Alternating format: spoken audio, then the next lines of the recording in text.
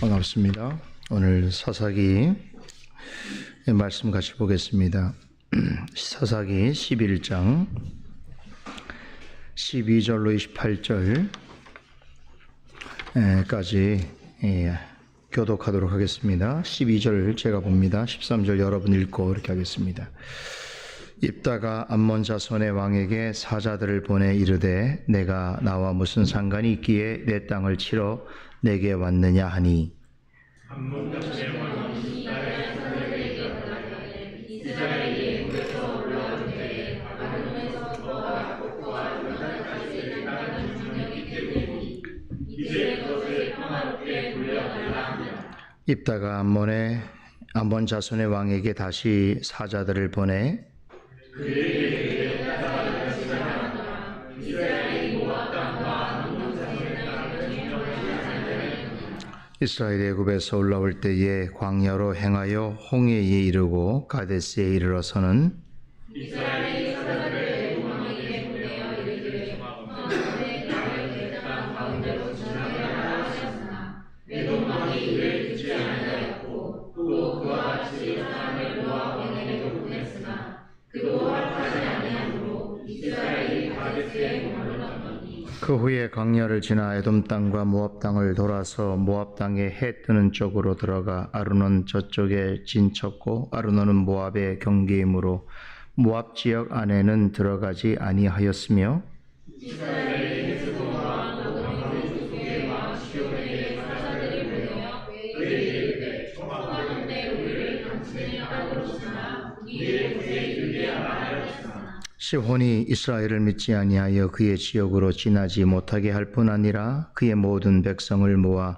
야하스에 신치고 이스라엘을 치므로 이스라엘 하나님 여호와께서 시온과 그의 모든 백성을 이스라엘의 손에 넘겨주시매 이스라엘이 그들을 쳐서 그 땅 주민 아모리 족속의 온 나라를 점령하되 아론에서부터 야복까지와 광야에서부터 요단까지 아모리 족속의 온 지역을 점령하였느니라. 이스라엘 하나님 여호와께서 이스라엘 아모리 족속을 자기 백성 이스라엘 앞에서 찾아내셨거늘 내가 그 땅을 얻고자 한 것이오냐. 내 신 그모스가 내게 주어 차지하게 한 것을 내가 차지하지 아니하겠느냐.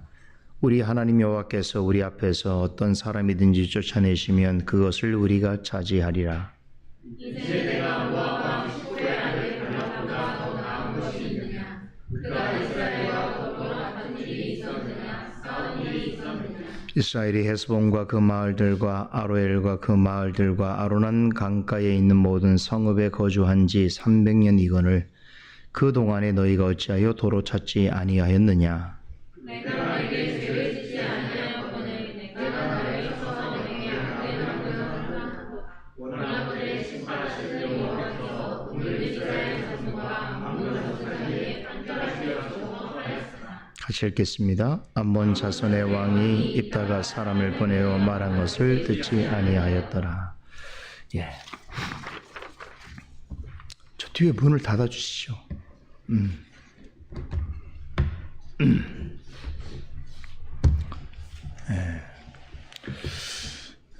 근 한 달 만에 사사기 해설을 전해드리게 되었네요.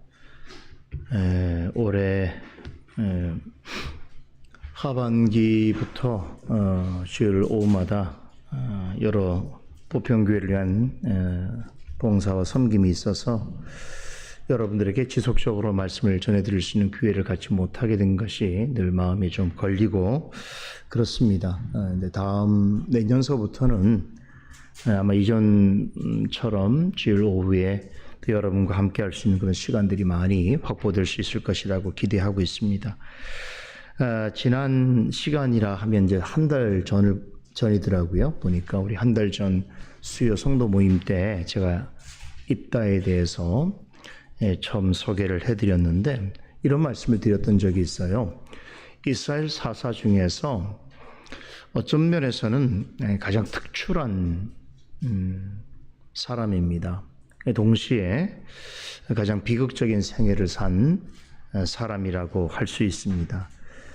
입다는 기드온과 삼손 그리고 구약 성경에 나오는 여러 선자들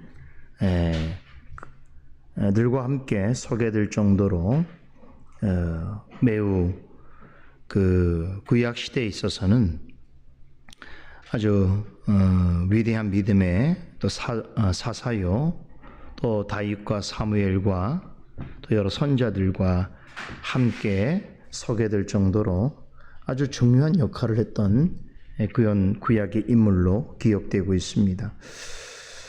그런데 지난번 해설 시간에 말씀드린 대로 그의 인생은 희극과 비극이 뒤엉켜 있는 한편에 아주 극적인 드라마 같습니다. 아주 많은 우여곡절이 있었지요. 마치 롤러코스터를 탄 그런 삶이었다고 볼 수 있겠습니다. 잠시 기억을 더듬어 보면 이 입다는 언제 그가 역사 속에 출연하게 되었는가 하면 거슬러서 그 기드온의 아들이면서 또한 이스라엘 역사에서 가장 불의하고 또 잔인한 폭군으로서 기억되는 아비멜렉이 있었죠. 또 그를 불의한 방법으로 돕고 또 왕이 되게 하는데 악의 주단을 깔아준 세겜 사람들, 이들이 하나님으로부터 철저한 심판을 받게 됩니다.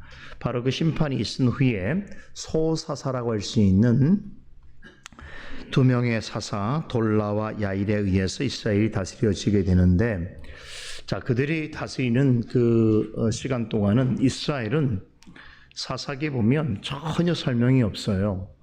어떤 일이 있었는지 구체적인 그들의 역할이나 또 그 시대에 대한 설명이 없습니다. 그럭저럭 하는 시대였다는 뜻이겠지요. 그런데 그런 중에도 이스라엘 백성들은 정신을 차리지 못하고 있었습니다.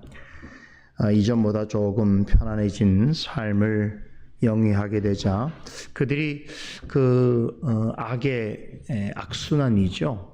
우상 숭배의 그 DNA가 또 발현되기 시작됐습니다. 그래서 이 야일과 돌라가 다스리던 그 시대에도 이스라엘 백성들은 내부적으로 우상 숭배를 하는 하나의 흐름들이 나타나게 되는데, 황당하게도 그들이 섬긴 우상이 누군가 하면 바로 가나안 족속의 신들이었습니다. 그런데 여러분, 가나안 족속이 어떤 족속입니까? 이전부터 이스라엘을 대적하고 또 이스라엘 백성들을 저주하고 또 그들이 약속의 땅에 정착하는 것을 어떻게든 방해를 하고 억압한 민족들이지요.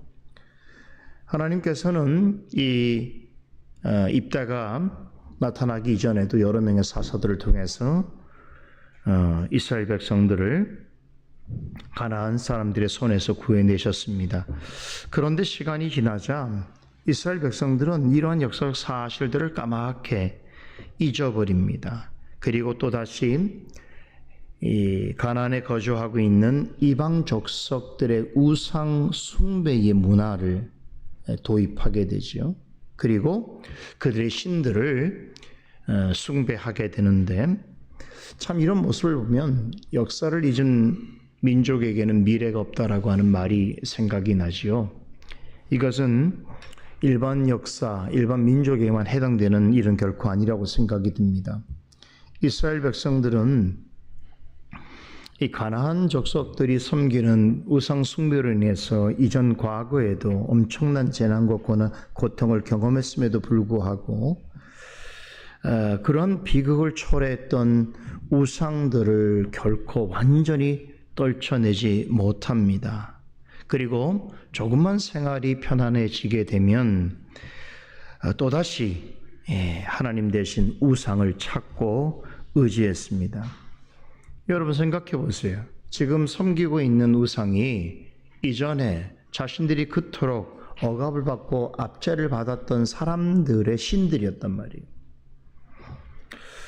이 말은 그들이 이스라엘 백성으로서 어느 기간 동안 자유하게 살면서도 이미 정신적으로는 이전에 자신들을 억압했고 또 압제했던 그 이방 사람들에게 종속된 상태에 있었다라고 하는 걸 말해주고 있는 것이죠. 지금 우리의 육신의 삶이 자유하다고 해서 그 자유가 과연 진정한 자유를 누리고 있느냐를 우리는 생각해야 되는 거예요. 지금 우리 시대에는 우리가 신앙생활을 하는 데 있어서 우리의 육체를 억압하거나 또 우리의 삶을 어떤 다른 것을 동원해서 신앙의 자유를 막는 일은 보기가 어렵습니다. 우리는 어느 때보다도 과거 어느 때보다도 지금 평안의 시기를 보내고 있는데, 그러나 많은 성도들을 보게 되면, 그리스도인들을 보면 과연 정신적으로, 심리적으로, 신앙적으로 완전한 자유를 만끽하고 있는가라고 하는 질문 앞에서는 우리가 그렇다고 답하기 어려운 현실을 살아가고 있는 것이죠. 우리는 보면 육체적으로 과거보다 훨씬 자유로운 시대를 살아가지만 지금 우리의 정신은, 우리의 마음은 훨씬 더 많은 과거 사람들은 생각도 못한 우상들에 의해서 억압받고 있단 말이에요. 자유롭지 않은 삶을 살아가고 있단 말이에요. 몸만 자유라고 우리 영혼도 자유로워지는 것은 결코 아닌 것이죠. 이스라엘 백성들을 보면 알 수 있어요.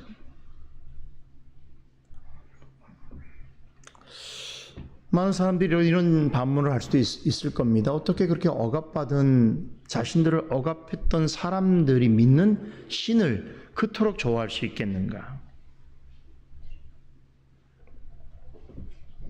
우리 주변에서도 자주 목격되는 일입니다. 예를 들면 사람들에게는 결혼에 대한 일종의 환상이 있습니다. 결혼도 우상이 될 수 있어요. 그런데 사람들이 결혼 생활하다가 만족하지 못하면, 스스로 결혼에 실패했다고 생각하면 무슨 생각부터 합니까?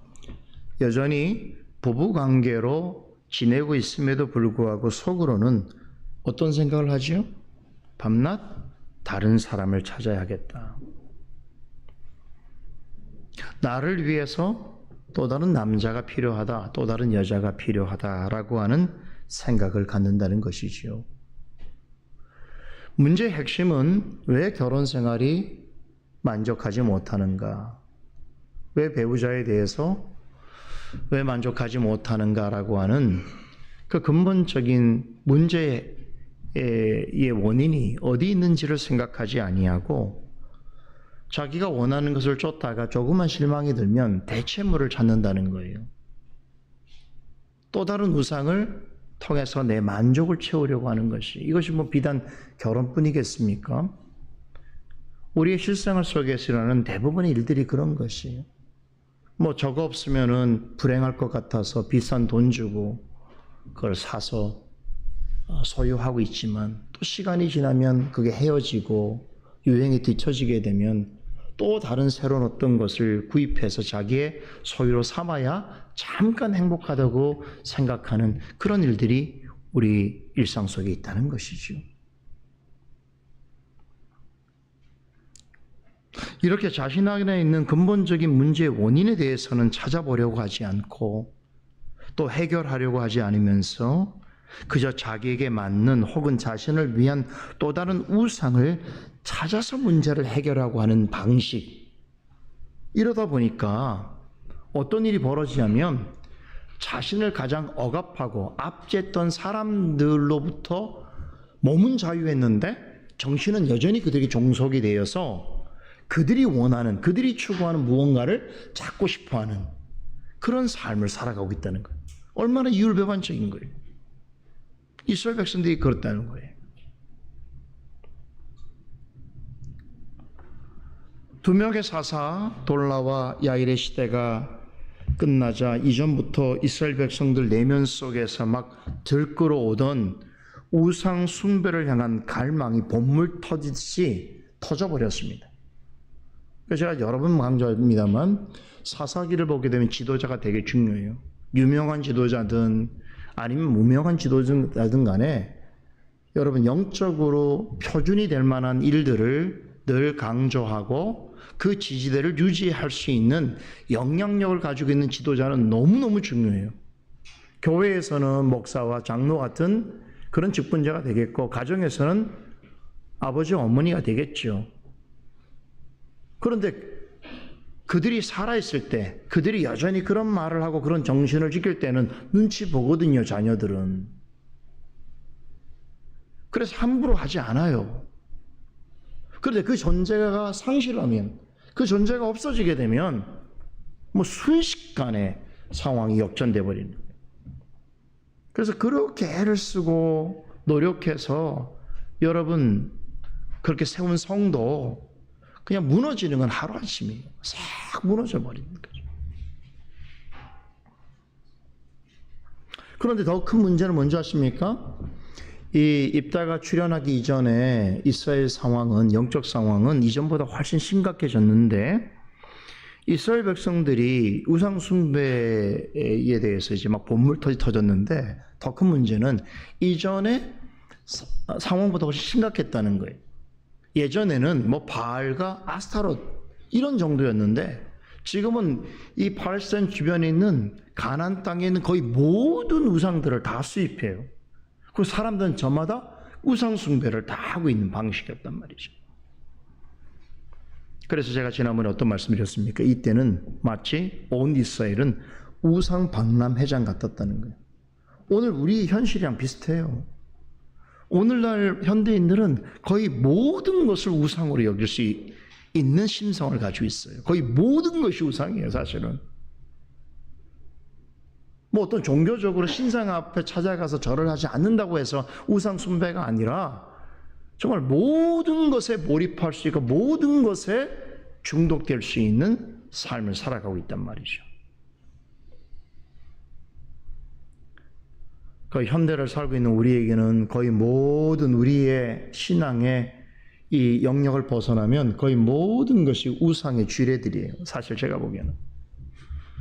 좋은 의도로 시작을 했던, 다른 사람의 추천이 있었던, 뭐 하고 싶었던 일이든 그 무엇도, 그 어떤 것도 우상으로 만들 수 있는 그런 잠재적 가능성이 현대인들에게 너무 노골적으로 있습니다. 그죠? 뭐 심지어는 부모들도 그렇다면서요. 요즘에 젊은 분들도. 자녀를 키우는 대신 자녀를 어릴 때 키우는 그 육아 노동에 대한 대가로 뭐라 그럽니까? 밖에 나가서 내가 원하는 일을 하겠다는 거거든요. 내가 엄마 아빠로서 수고하는 그 일에 대해서 그 받은 스트레스를 나는 밖에서 내가 원하는 일을 하겠다는 거예요. 그걸 매우 자연스럽고 정당한 일로 여기는 사회가 되어 버려가고 있습니다.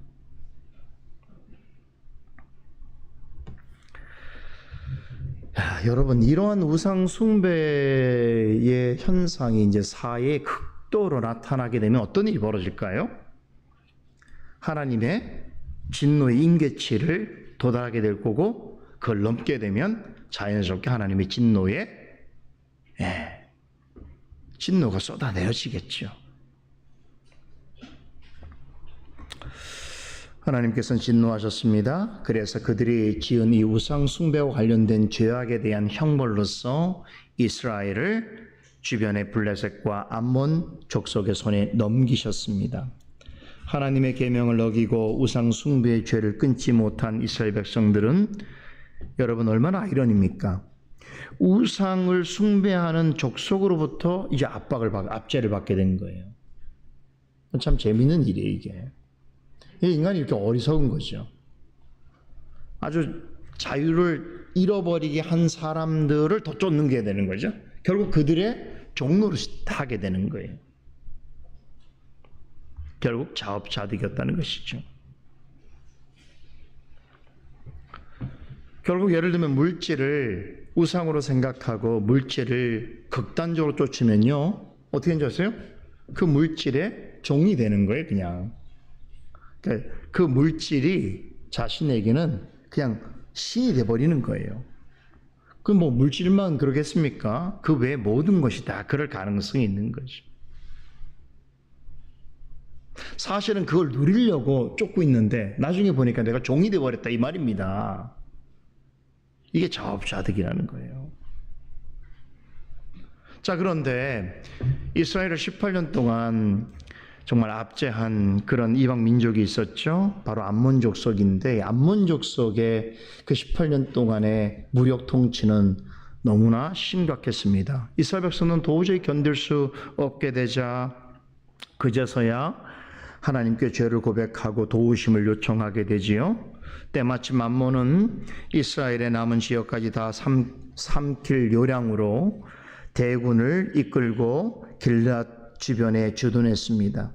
비로소 상황의 심각성을 자각한 이스라엘 백성은 암몬 군대를 막기 위해서 미스바라고 하는 곳에 집결을 합니다. 그런데 문제가 생겼어요.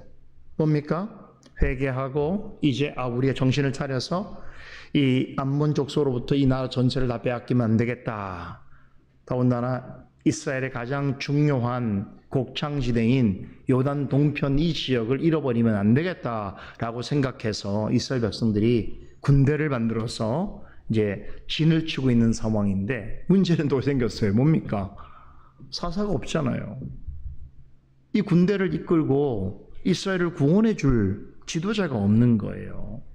바로 이런 상황 속에서 하나님께서 일으켜 세우신 자가 바로 입다입니다. 그런데 제가 지난 시간에 말씀드렸죠. 입다라는 사람이 어떤 사람이냐면, 이 사람은 사사가 되면, 사사는커녕 조그만한 그 어떤 고장의 지도자도 될 자격이 없는 매우 부적격한 사람이었습니다. 왜 그랬습니까? 출생의 비밀이 너무 심각했어요. 출생 때부터 조롱과 오해를 받을 만한 소지가 너무 많았습니다. 그는 길르앗이라고 하는 이름을 가진 그의 아버지가 있었는데, 그는 그 아버지와 같은 이름의 길르앗 지역의 유력한 인사였습니다. 그런데 그가 매춘부와의 사이에 낳은 사람이 바로 입다였던 것이죠. 그러니까 당연히 그의 정상적인 그런 결혼을 통해서 낳은 이복 형제들로부터 어릴 때부터 엄청난 무시와 차별을 받았겠지요. 이 길르앗의 아들들은 이 입다의 어머니를 뭐라 부른지 아세요? 성경에 보니까 다른 여자라고 불렀어요. 그만큼 무시한 거죠. 그러니까 자기들하고는 다른 존재인 거죠. 그러니까 입다를 향해서는 다른 여자의 아들이라고 부르면서 늘 조롱하고 비하했습니다. 이스라엘 법에는 창녀가 낳은 서자는 아버지의 기업을 받을 수 없습니다. 결국 입다는 이복 형제들에 의해서 쫓겨나게 되지요. 그래서 광야를 전전하게 됩니다. 그러다가 잡류라고 불리는 사람들을 만나게 되는데, 이들이 어떤 사람들이었습니까? 대부분 이 사회와 가정으로부터 버림받은 쓸모없는 자 취급을 받는 자들이었습니다. 그런데 입다는 이들의 우두머리가 됩니다. 현실적으로 말하면 범죄 소굴단의 두목이었고, 낭만적으로 말하자면 캐리비안의 해적 같은 사람이었죠. 이렇게 말하나 저렇게 말하나 그는 그의 신상은 변함이 없지요. 그는 매춘부의 아들이었고 형제들로부터 버림받은 추방자였으며 잡류들과 함께하는 범죄자 집단의 수장이었습니다. 이런 사람이 과연 이스라엘의 사사로 세움을 받을 수 있겠는가? 이것은 아무도 예상할 수 없는 일이었습니다. 그런데 하나님의 섭리라고 하는 것은 참 놀랍고 신비롭기까지 하지요. 암몬 족속이 이스라엘 전체를 집어삼키기 위해서 먼저 길르앗을 점령하게 되자 입다가 처한 상황이 이 일로 인해서 완전히 역전하게 됩니다. 이전에 입다를 조롱하고 내쫓았던 입다의 이복 동생 형제들과 길르앗 장로들은 암몬과의 전쟁에서 자신들을 이끌어줄 적임자를 찾다가 결국 누구에게로 갑니까? 입다를 찾아갑니다. 당시 입다는 광야에서 말씀드린 대로 이 잡류 같은 사람들을 모아다가 나름 거기에서 영향력 있는 그런 일을 하고 있었는데, 그런데 이 사람들이 입다의 사람들이라고 불리는 그런 무리가 생길 정도로 많은 사람들로부터 인정을 받고 있었습니다. 이런 소문이 점점 퍼지게 되자 점점 더 많은 잡류들이 그에게 몰려옵니다. 그래서 그의 세력은 더욱 커지게 되었습니다. 반면에 길르앗에 거주하고 있던 형제들과 그곳 사람들은 어떻게 되었습니까? 일생일대에 가장 큰 위기를 맞습니다. 암몬 사람들이 길르앗에 쳐들어오는 것으로 인해서 이들은 자신들의 재산도 다 뺏길 뿐만 아니라 이제 목숨도 잃을 판이었던 것이지요. 상황이 완전히 바뀌었죠.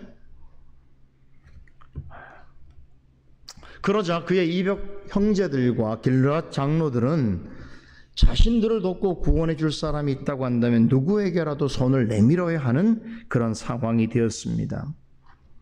결국 길르앗 장로들은 입다가 머물고 있는 곳으로 찾아가서 직접 만나서 지난날에 자신들이 잘못했던 일들을 시인하고는 도움을 구합니다. 그리고는 뭐라고 얘기했습니까? 자신들의 머리가 되어달라고 간청합니다. 즉 사사가 되어달라고 요청합니다.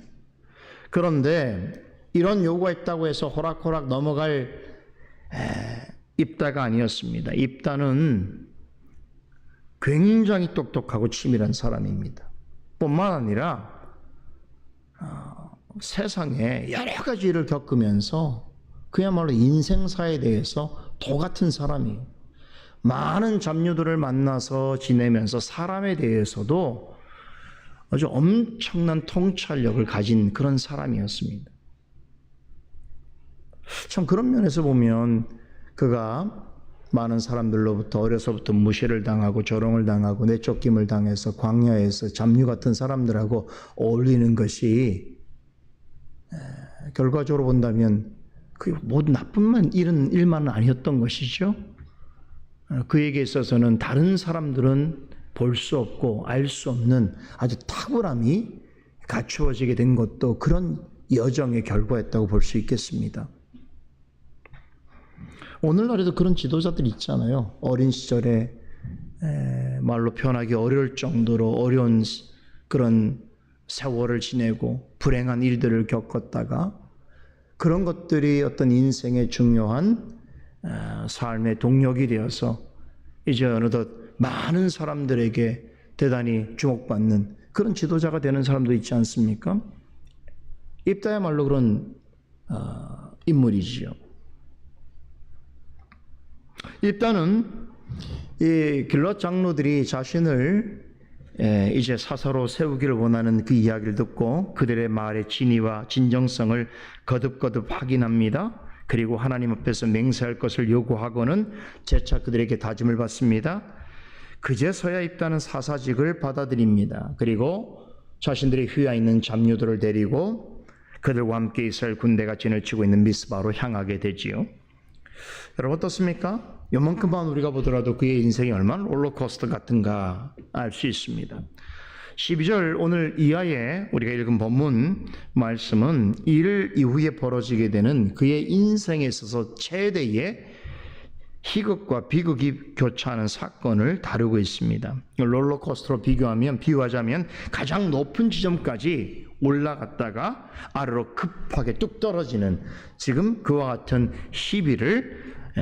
희비가 엇갈리는 그의 생을 기록하고 있습니다. 오늘은 일부 앞부분만 살펴볼 것입니다만 이 내용 전체를 보면 매우 길게 기술이 되어 있습니다만 간단하게 말하자면 두 가지 내용입니다. 첫째 파트인 12절에서 28절까지는 입다가 침략자인 암몬 왕과 외교적인 협상을 하고 있는 내용입니다. 입다는 바로 이 장면에서 이스라엘의 사사로서 그 누구도 당해낼 수 없는 정말 최고의 사사의 면모를 드러냅니다. 이 부분에서 우리는 입다가 모든 사사와 비교해 볼 때 조금도 부족함이 없는 사사로서의 최고의 경지를 보여주고 있는 그의 모습을 우리는 보게 됩니다. 그러나 이어지는 둘째 파트는 29절 40절인데요. 우리는 이와 완벽하게 상반되는 충격적이고 비극적인 장면을 목도하게 되어지는데 입다가 이제 입다 얘기하면 항상 이 장면이 매우 주목받지요. 오늘 이 말씀을 좀 전해드리려고 하는데 제가 도저히 이 말씀을 전해드릴 수 있는 사실은 기력도 없고 또 시간도 없어서 이 말씀을 제가 다음에 전해드리려고 해요. 이 내용은 여러분 잘 아시는 이야기죠. 입다가 하나님 앞에 전쟁에서 승리하게 해달라고 서원을 하는데 이 서원의 내용이 뭐였습니까? 전쟁에 승리한 이후에 누구든지 나를 반기면 그것을 제물로 드린다고 했는데 나온 전제가 누구예요? 자기의 사랑하는 무남동료 딸이었잖아요. 그래서 그 딸을 제물로 바치게 될 수밖에 없는 그런 이야기입니다. 정말 입다는 앞의 이야기라고는 도저히 이해할 수 없을 정도로 너무나 어처구니 없고 어리석은 비행을 행하게 되는데 이렇게 완전히 서로 대조되는 두 가지 이야기로 구성되어 있습니다. 인생의 희비가 완벽하게 엇갈리는 서로 다른 이야기. 이 이야기가 11장 12절 이후에 나오는 두 가지 큰 이야기입니다. 자, 오늘은 이 시간에는 이제 먼저 좋은 소식부터 우리 한번 들어보도록 하십시다. 자, 방금 전에 언급해 드린 대로 12절에서 28절까지의 내용은 입다와 암몬 왕 사이에 서로 오간 이 외교 논쟁에 관한 게 매우 독특해요. 성경에 정말 이런 기록이 있다는 것은 사실 굉장히 저로서는 기쁘고 또 뭐라고 할까요? 굉장히 이렇게 인문학적으로 보더라도 너무너무 사실 대단한 그 외교사 역사에 있어서 이만한 어떤 고대 기록은 거의 찾아볼 수 없을 정도로 매우 독특하고 자세합니다. 내용이 아주 흥미롭습니다. 자, 이제 잡류들의 우두머리에서 이스라엘의 사서로 변신한 입다. 그 입다는요, 이스라엘을 구원하기 위해서 미스바로 와서 이스라엘의 군대를 지휘하게 됩니다. 근데 저기 앞에 길르앗 땅에 지금 암몬 군대가 서로 대치하고 있는 국면이에요. 그렇죠. 근데 오자마자 지금 뭘 해야 되냐면 전쟁을 해야 되는데 이 입다는 뭘 선택하냐면 물리적인 충돌 대신에 평화적인 해법을 찾습니다. 서로 뒤엉켜서 상대방을 싸우고 죽이는 것은 이런 것이라고 한다면 좋은 전쟁이라고 하는 건 세상에 없습니다. 입다는 처음 소개될 때 강한 용사라고 소개됩니다. 그의 별명이 강한 용사예요. 기드온을 닮은 부분이 있다는 것이죠. 그만큼 용맹한 사람이었다는 의미이기도 하겠는데, 그런데 오늘 본문에 보면 근본적으로 그는 평화를 사랑하는 평화주의자였던 것 같습니다. 그는 이스라엘을 이끄는 사서로 이제 부름받은 자리에서 이스라엘을 침략할 태세를 갖추고 있는 이방 민족을 향해서 전쟁을 시도하지 아니하고 먼저 평화적인 방법을 찾는데, 참 우리 주변에 툭하면 이런 말하는 사람들이 있어요. 전쟁이 일어나야 한다, 혹은 전쟁으로 한번 다 쓸어야 된다, 뭐 이런 말도 하고. 근데 말이 쉬운 것이지 여러분, 전쟁이 나면 어떻겠습니까? 지금은 옛날하고 다르잖아요. 그죠? 지금은 이 전쟁 무기나 전략이라고 하는 것은 우리가 상상할 수 없는 최첨단 적인 어떤 기술을 바탕으로 한 무기들이에요. 핵전쟁이라는 게 다 그런 거 아니겠어요? 그래서 전쟁이 발발하면 사실은 끝이에요, 끝. 농담으로도 그런 말 하면 안 돼요. 저는 특별히 그걸 느껴요. 왜냐면 저희 아버님이 전쟁 때문에 북한에서 남한으로 오셔야 됐었고, 또 저희 집안은 원래 북한 지역에 살다가 6.25 전쟁으로 인해서 사실 내려온 집안이기 때문에 저는 어려서부터 전쟁에 관한 얘기를 많이 들었어요. 저희 아버님 같은 경우는 전쟁에 어린 시절의 트라우마가 너무 커서 평생을 사실 건강한 어른으로 살지 못했어요. 그러니까 꼭 이렇게 물리적으로 상처가 없다고 하더라도 그 어린 시절에 전쟁을 목격하고 전쟁 속에서 많은 참 하들을 겪은 그 젊은이의 그 삶은 정말로 엄청 어둡고 힘든 세월이었어요. 감사한 것은 그런 저희 아버지의 그런 정서를 제가 담지 않았다는 거예요. 엄청 큰 은혜예요. 우리 아버지는 무지 우울한 사람이에요. 그리고 무지무지 부정적인 분이었고, 무지무지 또 이 어떤 내재된 폭력성이 매우 있었어요. 근데 어릴 때는 몰랐어요. 왜? 아버지가 술만 드시면은 그렇게 고래고래 소리를, 내성적인 분인데 고래고래 소리를 지르고, 또 술을 더 취하게 되면 주변에 뭐든지 깨부시려고 하는가. 도대체 왜 그런지 몰랐어요. 근데 제가 나중에 자라서 알게 됐죠. 그게 바로 전쟁으로 인한 그 상처가 너무 컸던 거예요. 전쟁이 무서운 거예요, 여러분. 함부로 전쟁 말하면 안 돼요. 전쟁은 어떤 경우에도 최후의 수단이어야 합니다.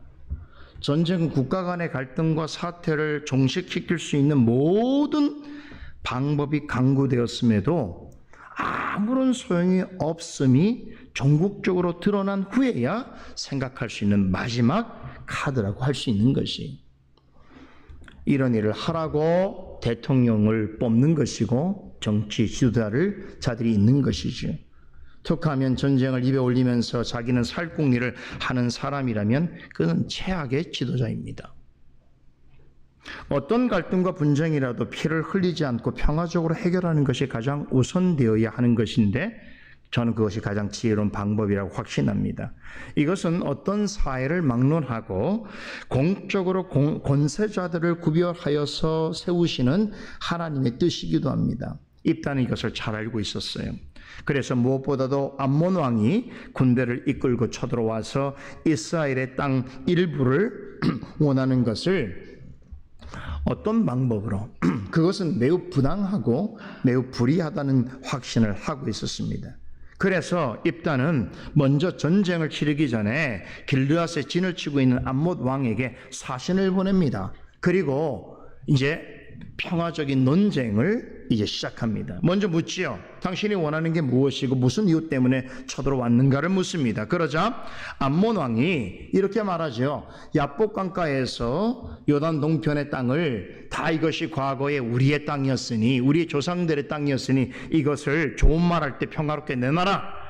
만약에 이거 우리가 이렇게 순순히 말할 때 내놓지 않으면 그때는 끝이야. 뭐 이런 식으로 했던 것이죠. 지금 그들이 원하는 땅은 이스라엘이 거주하고 있습니다. 그러나 이들의 암몬 왕의 논리에 따르면 그것은 이전에 암몬 족속의 땅이었다는 것이지요. 즉 과거의 자신들의 땅을 지금 이스라엘이 불법으로 점령하고 있으니 그것을 평화롭게 우리에게 돌려달라는 요구였습니다. 그런데 이것이 사실이었을까요? 암몬 왕의 주장은 전혀 사실에 근거하지 않은 것이 아니었습니다. 일부 맞는 말이었다는 거예요. 예전에 이스라엘이 애굽에서 나올 때에 지금 암몬 왕이 요구하는 지역은 그들에게 속해 있는 땅이었습니다. 그런데 지금 이 시점에서는 그것은 이스라엘의 땅이 되어 있습니다. 바로 그 이유 때문에 암몬 왕은 군대를 이끌고 와서 그 땅은 우리 조상들의 땅이니 그것을 우리에게 내놓으라고 요구하는 것입니다. 보면 14절에서 27절까지의 내용은 이와 같은 주장에 대해서 입다가 제기한 반론을 기록하고 있습니다. 자, 입다는 세 가지 관점에서 이 암몬 왕의 주장이 근본적으로 틀렸다라고 하는 것을 논증합니다. 자, 지금부터 오늘 우리가 주목해서 볼 내용이 바로 이건데, 우리는 이 사실 동안 입다가 얼마나 똑똑하고 총명한 사람인지와 더불어서 우리 그리스도인이 세상에서 평화를 깨는 사람들 앞에 어떤 태도를 가져야 할지를 우리는 다시 한번 생각해 볼 수 있는 귀한 기회가 됩니다. 첫째는 역사적 사실을 근거로 팩트를 바로잡습니다. 15절에서 22절까지의 내용인데, 입다는 과거에 이스라엘 조상들이 애굽에서 나와서 가나안 땅으로 갈 때에 암몬의 땅을 취한 적이 없었다는 점을 지적합니다. 그때 이스라엘 백성들은 광야를 거쳐서 가나안 땅으로 가고자 했을 때에 먼저 어느 지역을 지나야 했었냐면 바로 에돔 족속과 모압 족속의 땅을 지나야 했던 것이죠. 이 민수기 10장에 그 내용이 나와요. 자, 근데 민수기 10장에 보면 이스라엘이 이제 우리가 원래 목적하는 가나안 땅까지 가기 위해서는 모압 족속과 또 에돔 족속, 모압 족속과 에돔 족속은 다 그 롯의 자손들이죠. 롯이 그의 딸들과 불의한 일을 해서 낳은 그 자손들인데요. 자, 그런데 그 지역, 그 후손들인데 그 지역을 거쳐서 가야 하는 상황에서 이제 모세가 그들에게 요구합니다. 우리가 당신들의 땅을 지날 터인데 운물도 사용하지 않고 그리고 피해도 주지 않고 그냥 가만히 아주 쥐죽은 듯이 그 사이를 지나갈 테니 제발 우리로 하여금 그 길을 가게 해달라고 요구합니다. 그때 모압 왕과 에돔 왕은 아주 단번에 이스라엘 백성의 부탁을 거절하지요. 자, 이런 일의 배후에 하나님의 섭리가 있었습니다. 애굽을 떠나서 광야에 있을 때에도 이스라엘 백성들이 어떻게 했어요? 계속해서 하나님을 불신하고 모세를 거역하는 일을 행했습니다. 바로 이런 백성들을 향한 하나님의 형벌이기도 했으면서 동시에 이스라엘 백성이 가는 길을 막아서는 이방 족속의 완고함과 패역함을 드러내어서 그들 역시 하나님의 공의로운 심판의 대상이라는 것을 만천하에 알리고자 하시는 섭리였습니다. 아무튼 두 족속으로부터 거절을 당한 이스라엘은 에돔과 모압 땅을 지나가지 않고 해 뜨는 쪽으로 돌아가기로 결심합니다. 그래서 아르논 주변에 포진하게 되는데 바로 이것이 오늘 본문에서 암몬 왕이 자신들의 조상들이 이전부터 살고 있었던 땅이라고 주장하는 문제의 지역입니다. 그러니까 이곳은 오래전부터 암몬 족속들이 살고 있었던 것은 사실입니다. 그런데 민수기 21장에 보면 이 암몬 족속이 차지하고 있던 이 지역을 아모리 족속에게 빼앗깁니다. 바로 아모리 족속의 왕 시온이라는 사람에 의하여서 이 지역을 강탈당합니다. 그리고 때마침 이스라엘이 돌아서 이곳을 가기를 원했을 때에 그 땅은 이제 누구의 땅이었겠습니까? 암몬의 땅이 아니라 아모리 족속의 땅이었던 것이에요. 그래서 이스라엘 백성들은 아모리 족속 왕 시온에게 사신을 보내서 당신의 땅을 지나가게 해달라고 부탁합니다. 그러나 시온 왕은 완강하게 거부를 하지요. 그런데 거절만 한 것이 아니라 부탁하는 이스라엘 백성들을 향해서 군대를 이끌고 와서 공격을 합니다. 그리하여 광야에서 이곳을 지나려고 하던 이스라엘 백성들과 아모리 족속 간에 큰 전쟁이 일어나게 되는데, 그런데 이 전쟁에서 누가 승리했을까요? 이스라엘이 승리합니다. 하나님이 도우셔서 지나가는 나그네에 불과했던 이 군대도 없는 이 이스라엘이 이 강력한 암몬 족속을 지배하고 있는 암몬 족속의 땅을 강탈한 새 강자 아모리 족속의 땅을 빼앗게 됩니다. 그러니까 생각해 보세요. 이스라엘 편에서는 이 전쟁은 어떤 전쟁이에요?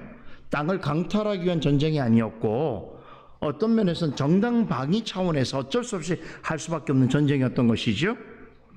자신의 생존을 지키기 위한 일종의 정당방위였던 것이죠. 바로 이 부분을 입다가 해석을 한 것입니다. 그러니까 이 땅은 지금 우리가 요구하고 있는 우리의 땅이라고 암몬 족속에게 이야기하고 있는 이 땅은 과거에 너희들의 조상의 땅이었긴 했지만 너희가 아모리 족속한테 빼앗긴 것이고, 그 아모리 족속에 빼앗긴 땅을 우리 조상들이 얻은 것이기 때문에 그것은 우리의 땅이 맞다, 이렇게 지금 얘기하는 거예요. 더 중요한 것은 봐라, 우리는 그때 우리의 조상들은 그냥 땅을 지나가던 나그네 같은 광야길을 가던 그런 존재에 불과했는데 당신들로부터 해서 이런 땅을 얻었다는 것은 어떻게 가능했겠느냐? 우리가 믿는 여호와께서 시온과 그의 모든 백성을 이스라엘 손에 넘기시니라고 21절에 해석을 한 것이죠.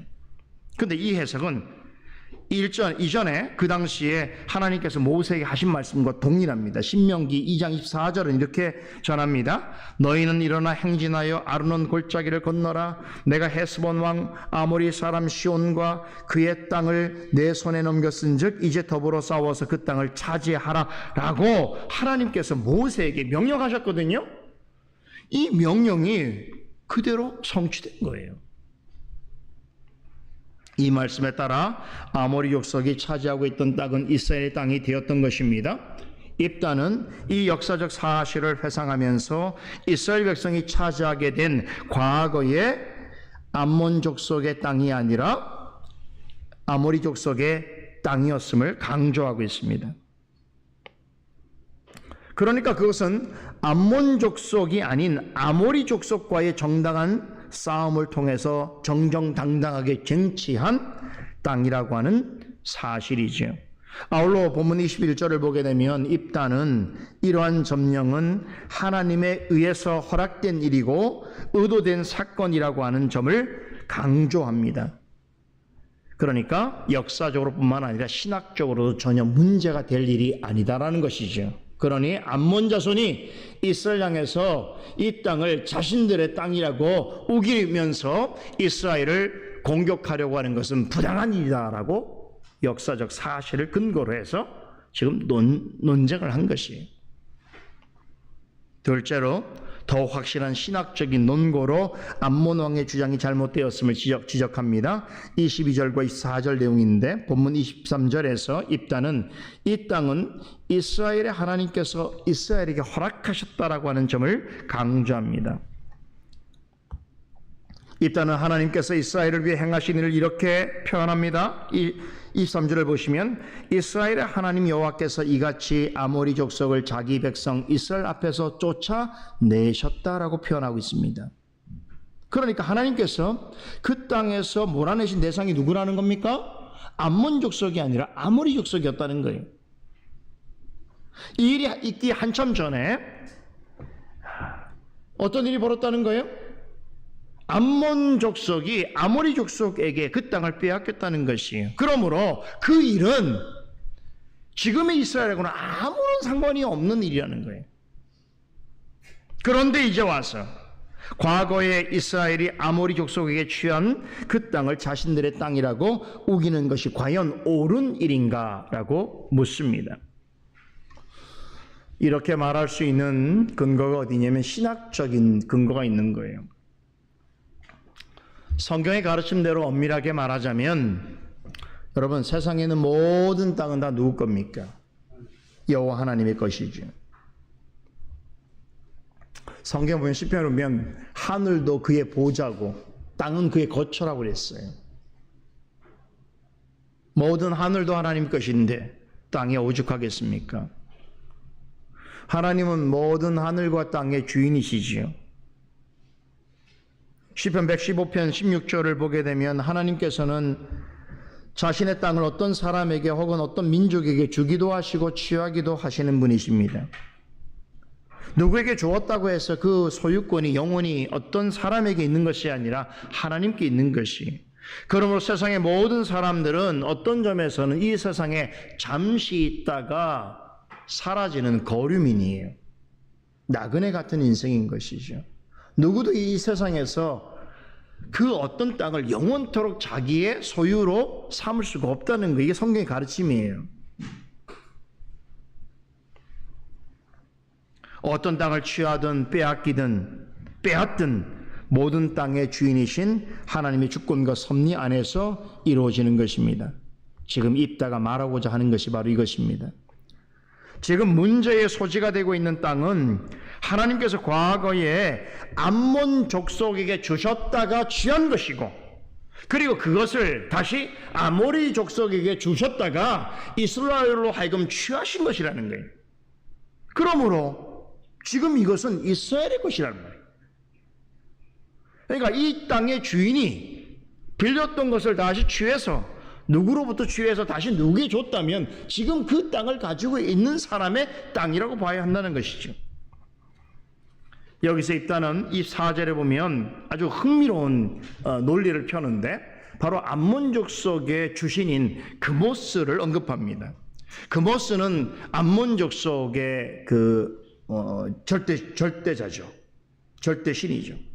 그런데 만약에 암몬 족속의 입장에서 볼 때에 그모스 신이 자, 이 땅은 내가 너희들에게 주는 땅이다. 그러니 이 땅을 차지하라 그러면 차지하지 않겠냐고 대묻습니다. 당연히 그들은 그 땅을 차지하려고 할 거예요. 왜 그렇습니까? 자신들이 믿는 신이 그 땅이 자기들 것이라고 얘기했기 때문이죠.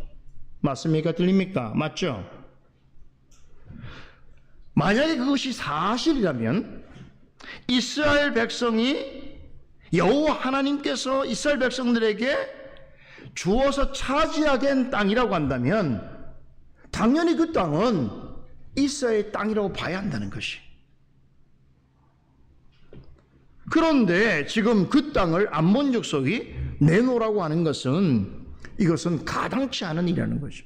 너희들 입장에서도 너희 신이 너희들에게 요구 주면서 그 땅을 너희들의 땅이니 너희들이 차지하려면 너희들이 그 땅을 차지하려고 애를 쓸 터인데 우리가 믿는 여호와 하나님께서 그 땅을 이미 찾아서 우리에게 주신 거라고 하면 당연히 우리 땅이지, 우리가 우리 땅이라고 주장하는 것은 맞는 이야기지 라고 논증하는 거란 말이에요. 야, 참 이 입다의 이렇게 논증을 보면 그가 역사적인 사실에 근거한 지식뿐만 아니라 신학적으로도 대단히 탄탄한 논리와 엄청난 내공을 가진 사람이었다는 것을 알 수 있습니다. 지도자는 아무나 하는 게 아니에요. 그죠? 나라의 지도자는, 교회의 지도자는 아무나 하는 게 아니에요.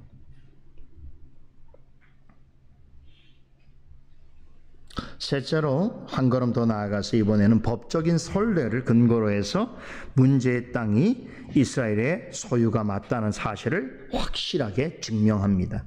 25절에서 27절 내용인데요. 요약하면 이런 내용입니다. 이스라엘 백성은 아모리 족속으로부터 이 땅을 차지하게 된 후로 무려 300년 동안이나 이 지역에서 오랫동안 거주해 왔다는 거예요. 그럼에도 300년 동안이나 아무도 이곳을 자신의 땅이라고 땅인이 내놓으라고 한 적이 없다는 것이, 만약에 암몬 족속이 자신의 땅이라고 생각했다면 지난 300년 동안 이곳을 찾으려고 무진장 노력했을 것 아닙니까?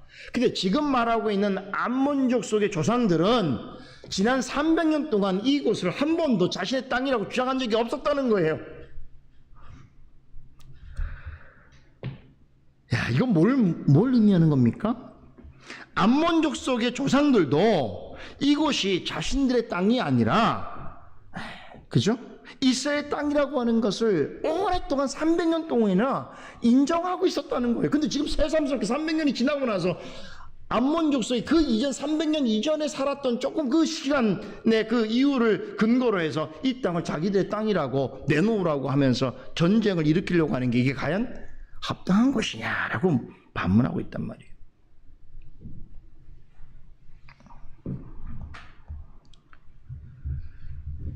여러분, 이 300년이 지나가고 지금 자신들의 조상이 옛날에 살았으니까 이 땅이 우리의 땅이라고 주장하는 것, 이거 어떻게 생각됩니까? 과거에 일본이 우리나라를 점령했다고 독도가 지금 자기네 땅이라고 말하는 것만큼이나 어리석고 황당한 일 아닙니까?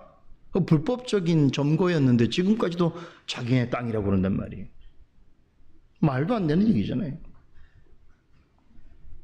입다의 논지에 따르면 암몬 족속이 지금에 와서 이스라엘의 땅을 자신들의 땅이라고 주장하면서 침범하려는 것은 300년 동안이나 자기 조상들이 인정한 것을 스스로 부인하고 거역하는 명백한 위법 행위라고 하는 것입니다. 어떻습니까? 입다의 논지가 어떻게 들리세요? 대단하지 않습니까? 여러분, 이 성경이 언제 기록됐을까요? 사사기가? 무려 지금으로부터는 한 3000년 전에 기록됐어요. 이렇게 오래된 고대 문서들 중에 여러분 이렇게 외교사적으로 논쟁적 사안을 이렇게 구체적으로 설명하는 문서는 없어요. 세상에 존재하지 않습니다. 성경은 참 대단한 책인 거예요. 여러분, 우리가 지금 이 논쟁을 지금 들으면서 어떤 생각 듭니까? 어떤 그 몇천 년 되는 시대의 갭을 느낍니까? 아니에요. 그 시대 사람이 오늘 우리 시대 사람이나, 그렇죠? 이 어떤 이 정세를 판단하고 어떤 상황에 대한 이해는 똑같아요, 사실. 인간의 역사 그렇다니까요. 이걸 성경이 지금 기록하고 있는 거예요. 우리 사실을 통해서 입다라는 인물을 다시금 우리가 조명하게 되는 거죠. 그는 역사와 신학과 법에 대해서만 아니라 주변 나라의 역사와 정세, 그들의 종교와 신간에 대해서도 아주 해박한 지식을 가지고 있었다는 것을 확인해 볼 수 있습니다. 그래서 이 모든 지식을 총동원해서 지금의 이스라엘 땅을 돌려달라고 하는 암몬 족속의 주장이 잘못이라고 하는 것을 드러내고 있는 것입니다.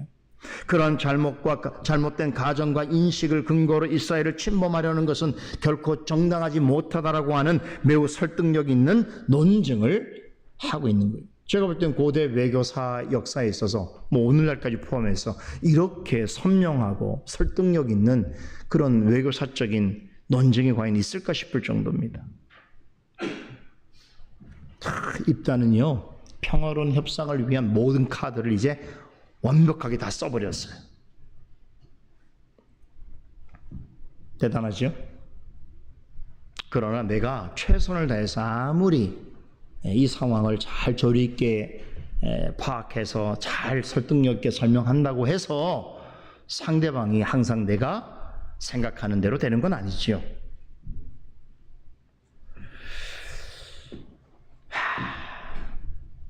27절에 보면 그럼에도 암몬 왕이 자신의 말을 듣지 않고 어떤 악한 행위를 한다고 할 때는 다시 말해서 최악의 선택을 하게 될 때는 최고의 재판장이신 하나님께서 판결해 주실 것이라고 하는 고백을 끝으로 암몬 왕과의 논쟁을 마무리 짓습니다. 27절에 보면 내가 내게 죄를 짓지 아니할거늘 내가 나를 쳐서 내게 악을 행하고자 하는도다. 원하건대 심판하시는 여호와께서 오늘 이스라엘 자손과 암몬 자손 사이에 판결하시옵소서 하였다라고 전합니다. 이게 이 말이에요. 먼저 선전포고를 한 거예요. 내가 이렇게 설명했음에도 불구하고 당신이 악을 행하고자 한다면 그것에 대하여서는 그 책임을 하나님이 지시겠다는 거예요. 하나님께서 그 사실을 판단하시고 판결해 주실 것을 나는 요청합니다 라고 끝내버린 거예요. 이 회담을. 여기서 입단은 여호와 하나님을 뭐라고 표현합니까? 판결을 내리시는 분이라고 말합니다. 여러분, 판결하는 자가 히브리어로 뭔지 아세요? 사사예요. 그러니까 원래 사사란 뜻은 재판관이에요. 그 영어로 judges라고 그러잖아요. 재판관을 말한단 말이에요. 그러니까 사사를 풀었으면은 판단하고 판결하는 이입니다. 그런데 지금 입다가 이 회담의 결론에서 뭘 얘기합니까? 내가 믿는 하나님은 어떤 하나님이라고요? 모든 것을 옳고 정당하게 판단하시는 이다. 즉 우리가 믿는 하나님이야말로 참된 사사다라고 이야기하는 것입니다. 모든 것을 판단하시고 모든 일에 판결을 내리실 유일한 권세를 가지신 분, 그분이 바로 내가 믿는 하나님이시다라고 고백하는 것입니다. 제가 일전에 사사기 해설을 전해드리면서 사사기 이 전체 내용의 가장 핵심이 되는 주제가 있다고 한다면 그게 뭐라고 그랬습니까? 바로 우리는 사사들에 관한 이야기를 지금 배우고 있지만 이 사사기가 말하려고 하는 진짜 핵심은 뭐냐면 진짜 사사가 누구이냐를 얘기하는 거예요. 사사기는 사사들에 관한 기록입니다.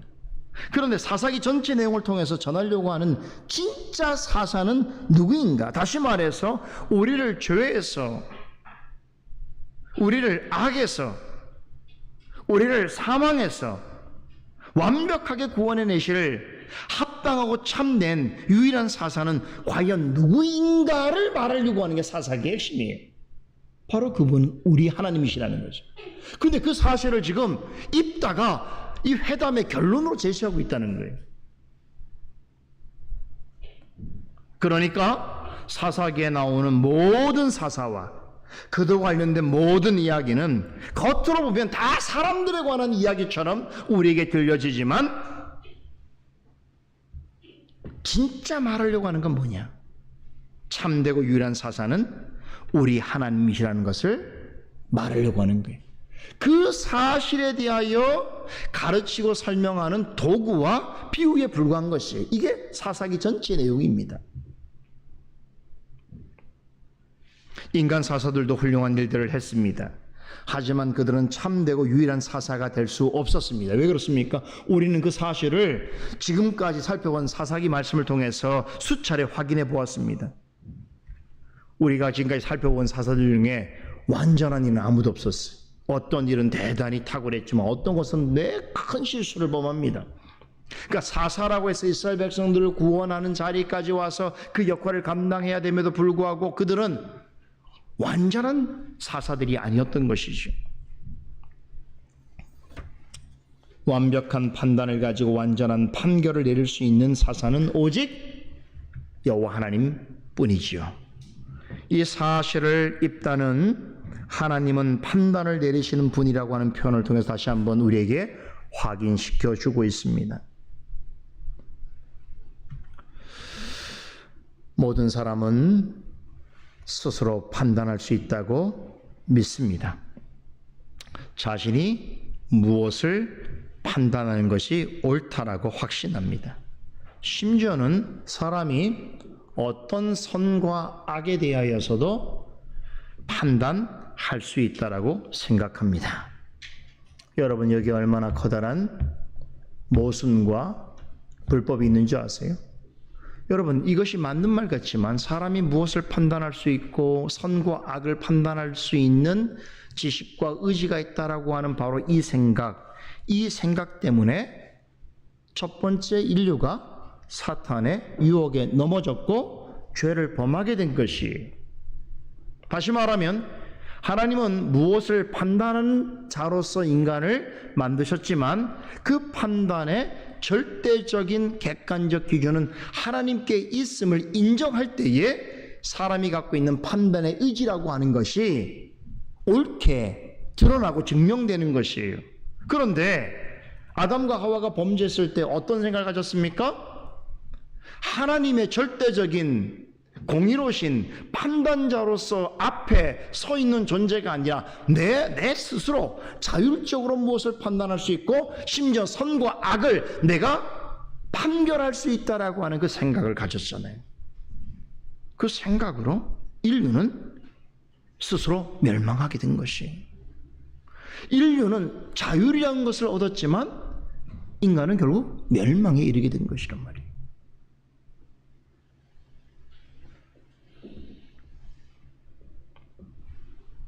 모든 것에 있어서 가장 객관적이고 가장 사실적이며 가장 완전한 판단을 하실 수 있는 이는 하나님밖에 없어요.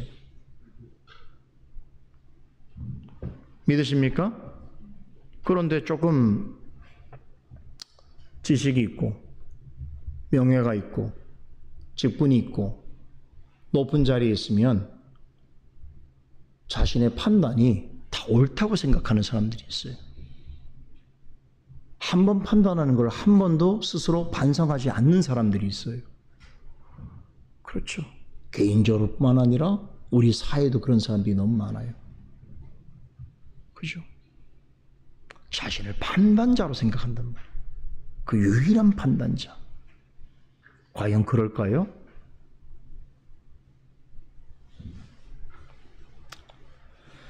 그렇기 때문에 우리는 판단할 수 있는 존재로 지음받았지만 모든 우리의 행하는 일에 있어서는 절대적인 판단자이신 하나님 앞에서 살아가야 하는 것입니다.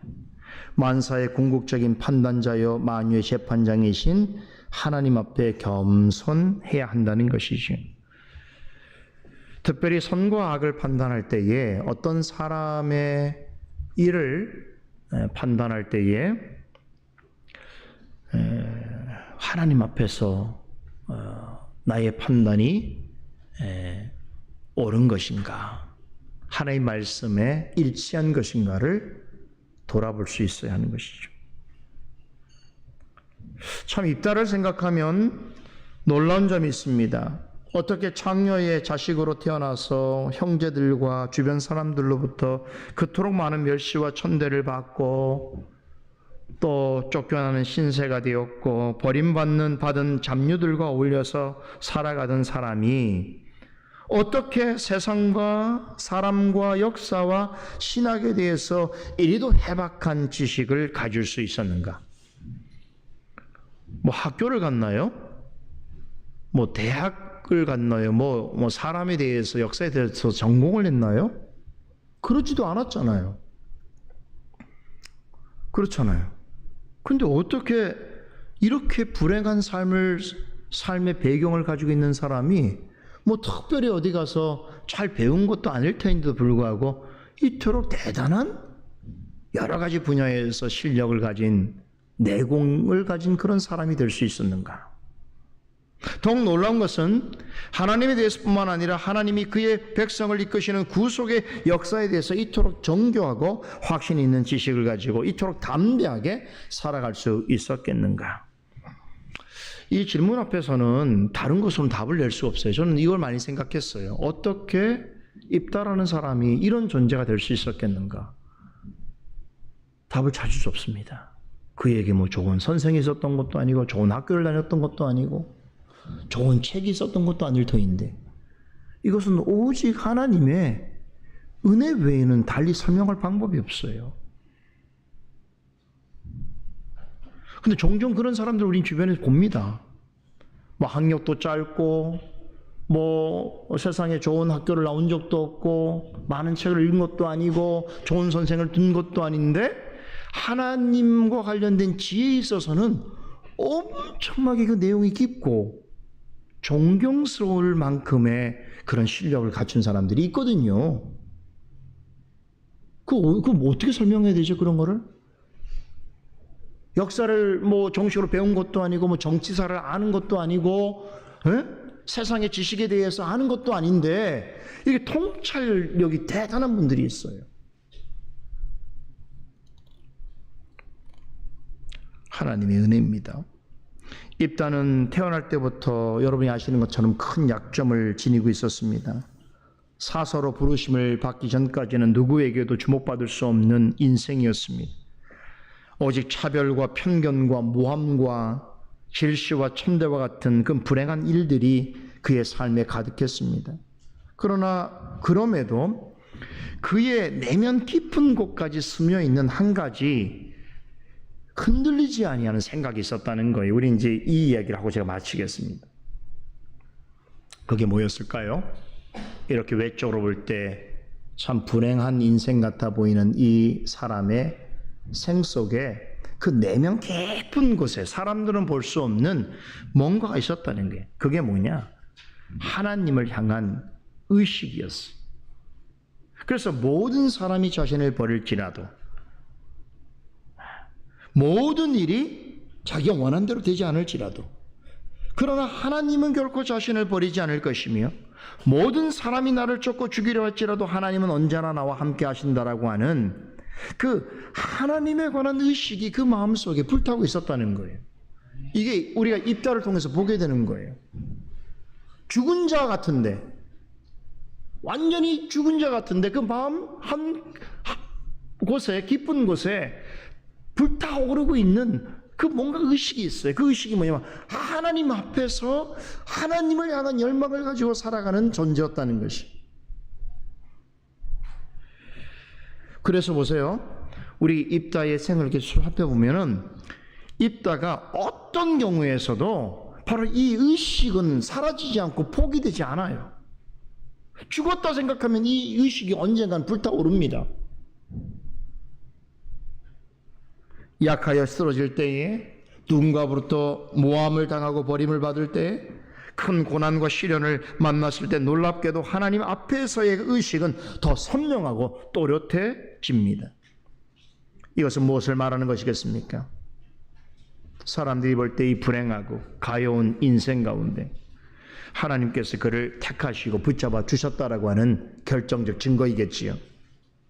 하나님은 입다처럼 아무리 힘들고 괴로운 형편에 있을지라도 하나님 앞에서의 의식을 가지고 하나님을 신뢰하고 의지하면서 살아가려고 하는 사람에게 있어서 입다와 같이 하나님은 그의 인생에 동행하여 주시고 책임져 주실 것이라고 하는 것을 입다의 생을 통하여 우리에게 가르쳐 주고 계십니다.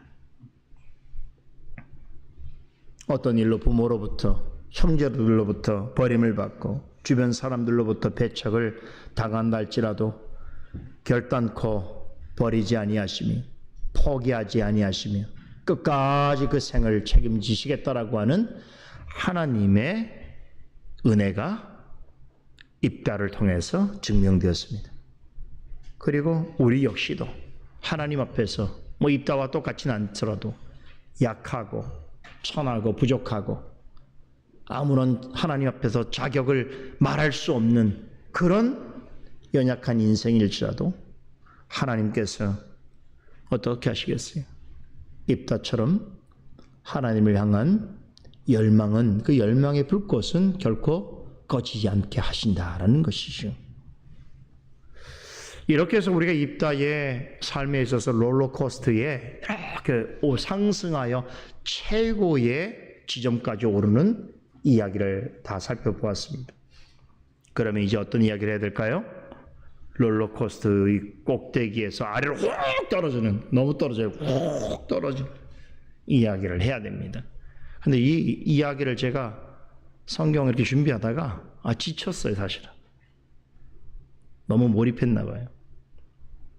그래서 여러분들에게 오늘 이 시간에 이 이야기를 다 하는 것이 유익이 되지 않아요. 듣고 싶어요? 여러분? 이 이야기는 다음에 제가 하려고 합니다. 자, 이어서 나오는 지금까지 우리가 살펴본 이야기와는 아주 대조되는 좀 끔찍한 이야기입니다. 그리고 그 이어서 등장하는 이야기도 또 우리를 슬프게 만들어요. 지금 오늘 우리가 이 평화의 사사라고 말할 수 있는 그런 입다의 면모를 봤는데, 근데 그의 마지막 인생에 있어서는요, 너무 흔들립니다. 그래서 동족을 향하여 피해 복수를 하게 되죠. 그래서 그의 6년간의 사사직은 매우 불행한 어두운 그림자를 드리우면서 막을 내리게 되는 이야기가 앞으로 진행되어집니다. 놀라운 것은 사사기 기자는 입다의 이러한 부족함과 실수와 실패를 조금 더 미워하거나 포장하지 않습니다. 아주 있는 그대로 기록합니다. 그 이유가 뭘까요? 그것은 우리가 다음 시간에 입다의 마지막 생을 통해서 같이 한번 깊이 생각해 보도록 하겠습니다. 오늘 입다에 관한 이야기는 좋은 이야기로